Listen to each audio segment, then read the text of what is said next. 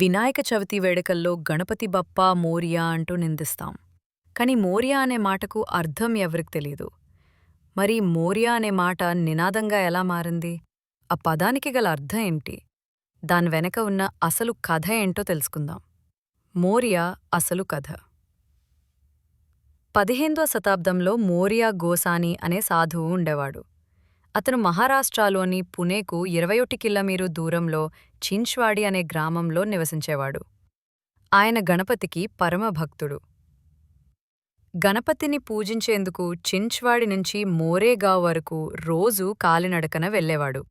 ఓ రోజు మోరియా నిద్రపోతున్న సమయంలో గణేశుడు కలలో కనిపించి, సమీపంలో ఉన్న నదిలో తన విగ్రహముందని దాన్ని తీసుకువచ్చి ప్రతిష్ఠించమని చెప్పాడట. కలలో గణపతి చెప్పిన మాట నిజమో కాదో వెంటనే తెలుసుకోడానికి మోరియా అక్కడున్న నదికి వెళ్లాడు.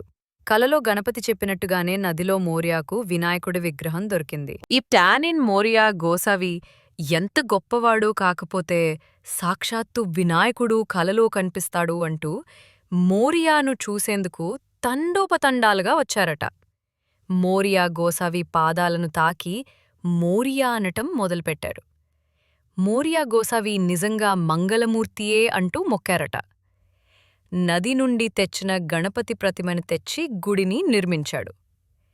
మోరియా గొప్ప భక్తుడు అయ్యాడు కాబట్టి నాటినుంచి గణపతి ఉత్సవాల్లో మోరియా గోసావి పేరు గణపతి ఉత్సవాల్లో భాగమైపోయింది.